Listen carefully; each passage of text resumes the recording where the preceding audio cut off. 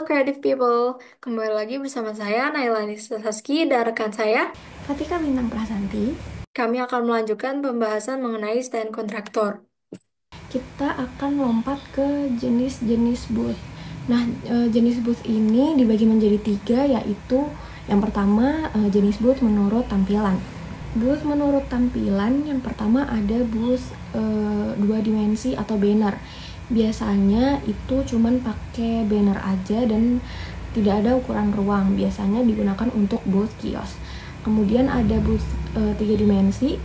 Booth tiga dimensi ini hampir semua booth dalam suatu pameran merupakan jenis booth ini dengan ruang yang memiliki panjang, lebar, dan tinggi. Dengan menggunakan booth tiga dimensi perlu memperhatikan berbagai macam sisi, minimal backdrop, belakang, sisi kanan dan kiri, kemudian penutup lantai dan juga meja counter. Kemudian yang terakhir ada stage booth. Booth ini lebih spesial karena dilengkapi dengan stage di dalamnya. Stage-nya itu dapat berukuran kecil, sedang maupun besar. Yang kedua ada jenis booth menurut struktur.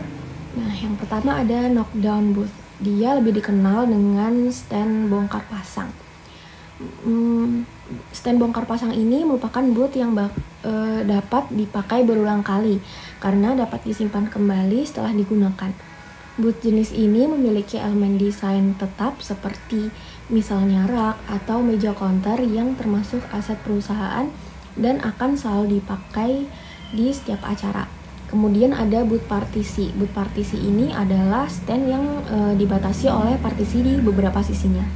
Booth partisi ini memiliki empat jenis.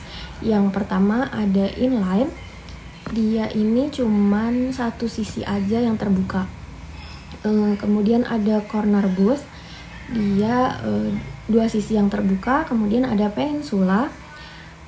Dia tiga sisi yang terbuka dan ada island. Island ini semua sisinya terbuka jadi dapat diakses dari manapun. Kemudian ada special design booth. Booth ini didesain sesuai dengan brand perusahaan atau sesuai dengan konsep pameran pada saat itu.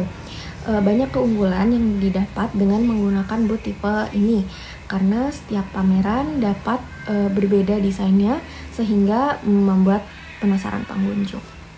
Yang terakhir ada jenis booth menurut desain konstruksi. Yang pertama ada membran.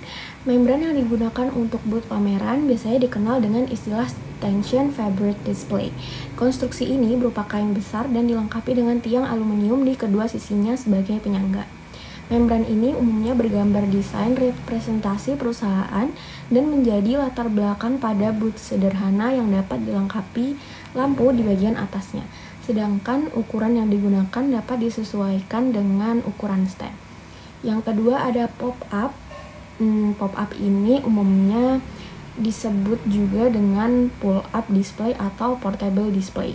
Hampir sama seperti membran, pop-up juga berfungsi sebagai backdrop pada booth pameran.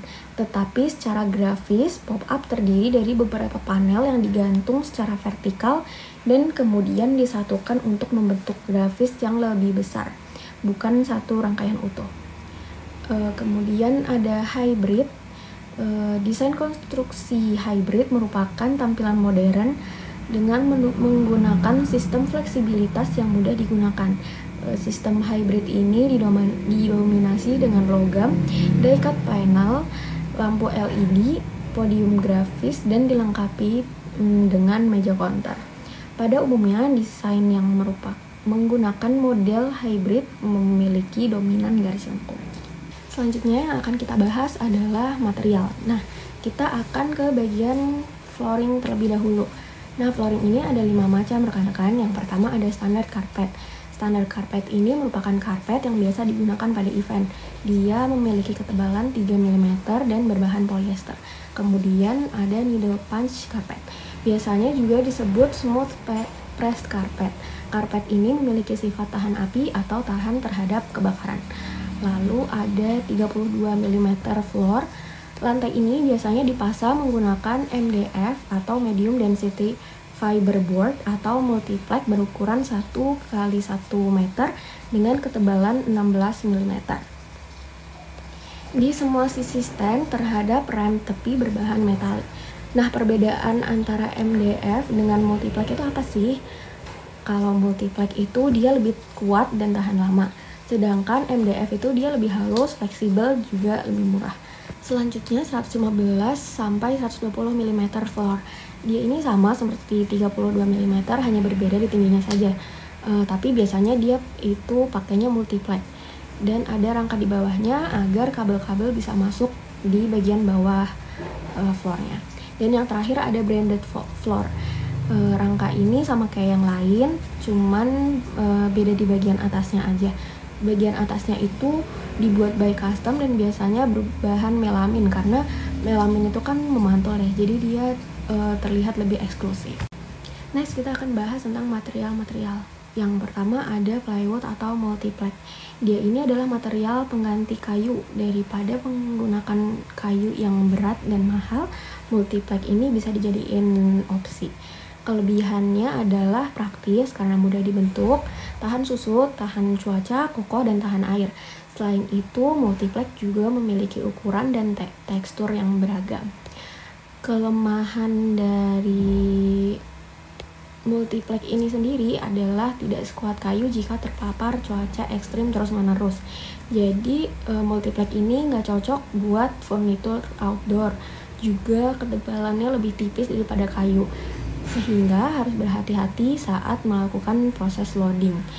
Penggunaan multiplex ini butuh ketelitian untuk proses finishing karena terkadang permukaan multiplex memiliki tekstur yang agak kasar. Kemudian ada HPL atau High Pressure Laminated.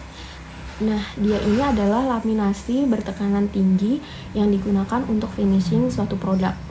Biasanya digunakan untuk furnitur maupun dekorasi interior seperti booth design. Kelebihan HPL ini adalah memiliki banyak pilihan warna dan motif. Pengerjaannya mudah, juga anti gores. Untuk kelemahan HPL sendiri yaitu mahal dan pemotongan yang kurang rapi. Tekanan lem yang tidak merata atau kurang dapat mempengaruhi kualitas dari HPL. Kemudian ada aluminium.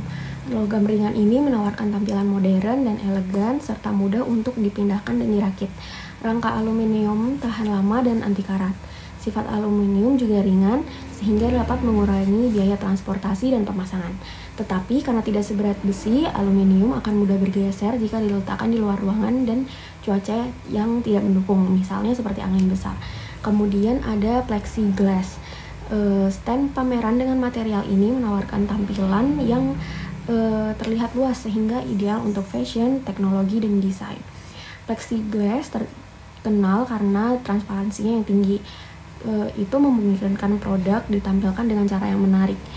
Plexiglass juga fleksibel dan memiliki banyak pilihan tekstur dan finishing.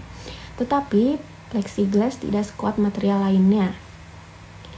Kemudian ada cardboard. Cardboard ini merupakan salah satu sustainable material. Material ini dapat didapatkan dengan mudah, juga hemat biaya. Kalau kelebihan cardboard itu ringan, kemudian mudah dipindahkan, serta dapat didaur ulang sesuai dengan permintaan akan sustainable. Cardboard ini tidak tahan air dan mudah rusak karena berbahan dasar kertas. Jadi cardboard ini nggak cocok kalau digunakan untuk furnitur outdoor. Kemudian yang terakhir ada logam. Stand pameran berbahan logam mencerminkan daya tahan, sehingga cocok untuk otomotif, konstruksi, dan juga mesin berat. Selain itu, logam memiliki daya tahan jangka panjang dan dapat digunakan kembali. Namun, stand berbahan logam memerlukan pemasangan profesional karena bobot dan kompleksitasnya. Selanjutnya kita akan bahas tentang bahan desain grafis. Yang pertama ada fleksi. Fleksi ini punya tekstur kasar di permukaannya. Keunggulan fleksi ini adalah tidak mudah sobek dan memiliki sifat yang lentur, sehingga mudah dipasang pada media dalam bentuk apapun. Pada pameran, fleksi biasa digunakan sebagai bahan baku untuk mencetak banner, backdrop, spanduk, atau media promosi lainnya.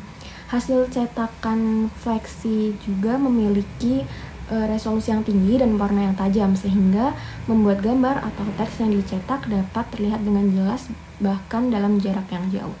Kemudian ada stiker. Material ini memiliki perekat pada bagian belakang yang memungkinkan stiker untuk ditempelkan dengan mudah ke berbagai permukaan benda. Pada pameran, stiker biasa digunakan untuk menampilkan logo, slogan, atau informasi penting lainnya di berbagai area booth pameran. Baik, sekian dari kami. Terima kasih semuanya.